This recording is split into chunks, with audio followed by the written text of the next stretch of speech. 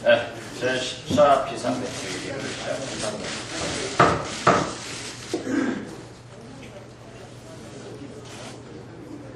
오늘이 이명박 대통령의 임기 절반이 되는 날입니다. 내일부터는 내려가는 날이 시작됩니다. 우리는 이명박 대통령 집권 2년 반 민주주의, 선진경제, 난공불변, 재정위기, 총체적 실정 속에서 용케도 우리 국민들이 살아남았습니다. 임기 후반기에는 성공한 대통령으로 우리 국민들을 편안하게 그렇게 잘해주는 대통령이 되시기를 진심으로 빌면서 야당도 협력할 것은 협력하겠습니다만은 조금 더 전반기 2년 반을 거울 삼아서 좋은 국정을 펼쳐주실 것을 기대해 마지 않습니다. 특히 남북 문제는 국민의 10명 중 6명이 이명박 대통령의 남북 정책이 잘못됐다라고 평가를 하고 있고 날로 긴장이 고조되고 있습니다. 이러한 때 미국 카터 전 대통령이 방북을 해서 북한에 억류된 홈즈 씨의 석방을 위해 노력한다고 합니다. 왜 이런 일을 우리가 못했습니까?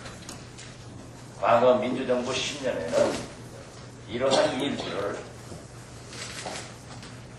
우리 정부가 할 수 있는 좋은 관계의 남북관계를 유지했습니다. 아직도 정부에서 명확한 입장을 밝히지 못하고 있는 대북 쌀 지원만 하더라도 우리 농촌을 위해서 앞으로 닥쳐올 쌀 대란을 위해서 인도적 차원에서 최소한 560만 톤의 대북 쌀 지원이 즉각 이루어져야 한다는 것을 다시 한번 오늘 또 김태호 총리 후보자에 대한 인사청문회가 계속됩니다. 물론 내일은 국세청장 인사청문회가 남아있습니다. 우리 민주당 의원들이 인사청문회 질문사항을 보고 많은 국민들이 인터넷, 트위터, 또 전화로 찬성을 하고 있습니다. 우리 민주당 의원들의 노력에 경의를 표하면서 우리 민주당으로서는 다시 한번 강조를 합니다. 위장전입, 세금 탈루, 부동산 투기, 병역 기피, 4대 필수 과목 플러스 논문 개정, 즉 4+1에 해당하는 후보자는 누구를 넘겨라고 반대합니다. 지금까지 나타난 분들, 대통령께서 스스로 임명을 철회하시든지 사퇴를 하시든지 결정을 해줘야만이 이명박 대통령이 펼치고 싶어하는 공정한 사회가 될 수 있다는 것을 다시 한번 강조합니다. 김태호 총리 후보자의 인사청문회 답변 태도는 한마디로 어떻게 저런 사람이 총리가 될까 할 정도로 실망했습니다. 그 태도 면에서도 그러하고 답변을 하는 자질 면에서도 도저히 총리감이 못 됩니다. 심지어 입만 벌이면 거짓말을 합니다. 이러한 태도는 공정한 사회를 이끌어갈 총리로서 부적격자입니다. 김태호 총리 후보자는 은행법, 공직선거법을 위반했고 집권남용, 배임 등 6, 7가지의 필정법을 위반한 것으로 드러났습니다. 어떻게 그렇게 간단하게 넘어갈 사항이 아닙니다. 자기 장모 전세금 문제 어떻게 나타났습니까? 또 자기 부인이 관용차를 안 썼다라고 했는데 박병석 의원이 입수한 차량 일지에 의하면은 관용차를 다 사용했습니다. 그런데 그러한 것, 기본적인 것을 거짓말하는 사람이 앞으로 총리가 어떻게 되겠습니까? 솔직히 지사 부인으로서 관용차를 사용했다 하면은 사용했습니다. 그 사용한 것이 이제 와서 생각하면 잘못이라고 생각합니다. 이런 솔직함이 있어야지 끝까지 오리가 됩니다. 차량 일지 내놓으니까 그때 유류비 반납하겠다. 그러면 우리 국민은 잘못하고 나중에 와서 뭘 반납하겠습니다 하면은 다 용서해 줍니까? 그래서 우리는 김태호 총리는 오늘 물론 청문회가 더 남아있지만은 오늘이라도 대통령께서 지명 처리하든지 사퇴를 하든지 해야지 지금까지 나온 것 가지고도 도저히 용납할 수 없다는 것을 다시 말씀드립니다. 우리는 이명박 대통령의 공정한 사회를 이루는데 야당으로서 협력하겠습니다. 그 협력의 길이 4+1을 지켜서 해당되는 사람은 지명 처리해 스스로 사퇴하든지 결정해주는 길이라는 것을 말씀드립니다. 네, 박병석 의원님 말씀 드렸습니다.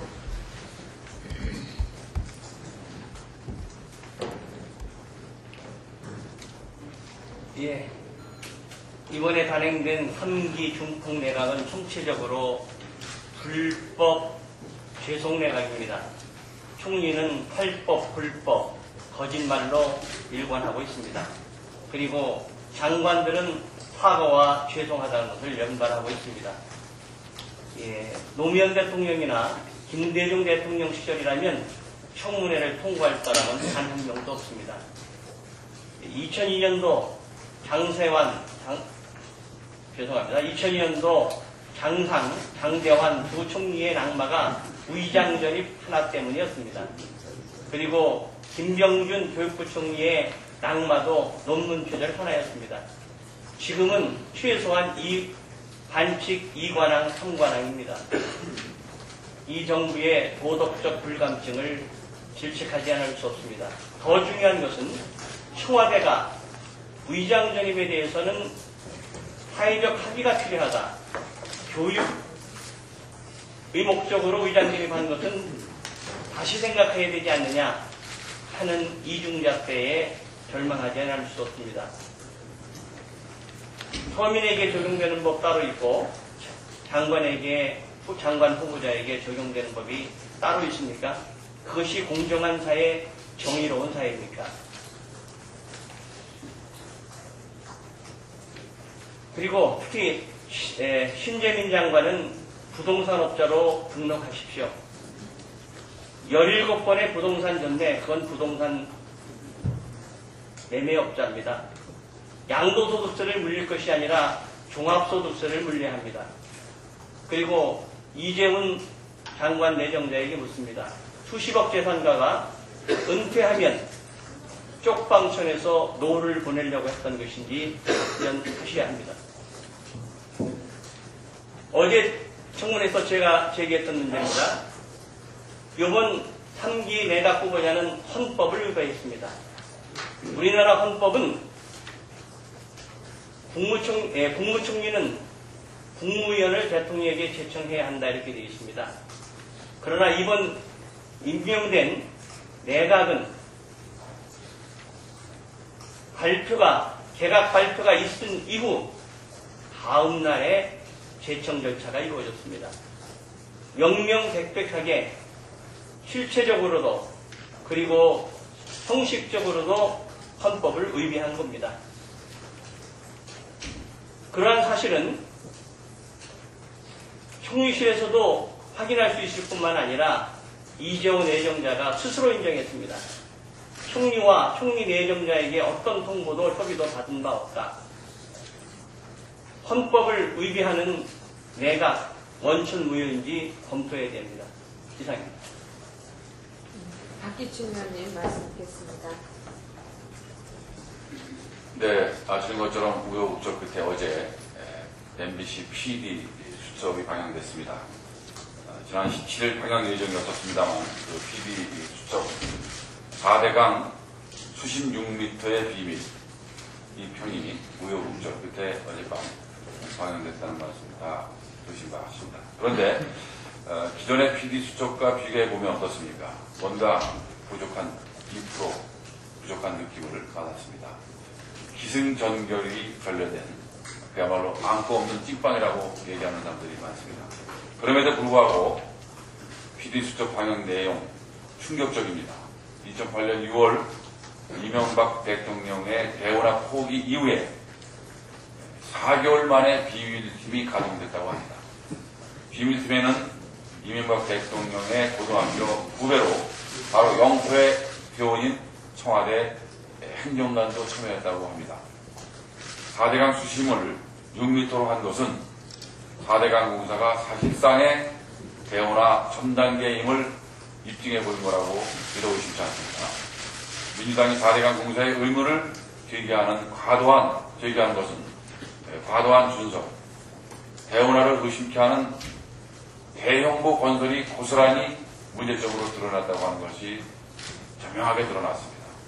PD수첩에 대한 사전시사 내용에 대한 수정을 요구한 MBC 김재철 사장의 행위는 MBC 자체 내에서는 단체 협약 위반일 수밖에 없습니다. 그러나 시청자의 입장에서는 언론의 자율성을 침해한 사실상의 검열 행위이며 이것은 언론 탄압, 그러다 보니 뭔가 김이 빠진 보도가 이루어진 것 아니냐는 의혹이 발생할 수밖에 없습니다. 한나라당은 우리 당에서 이미 제시한 국회 4대강 검증 특위에 바로 응해야 됩니다. 민주당은 4대강 공사에 대한 대안을 이미 제시하고 발표했습니다. 야당이 대안을 내놓으면 정부 여당은 당연히 이것을 받아야 됩니다. 그게 바로 소통입니다. 그래서 대화하고 합리적 비판을 수용해야 하는 것 아니겠습니까?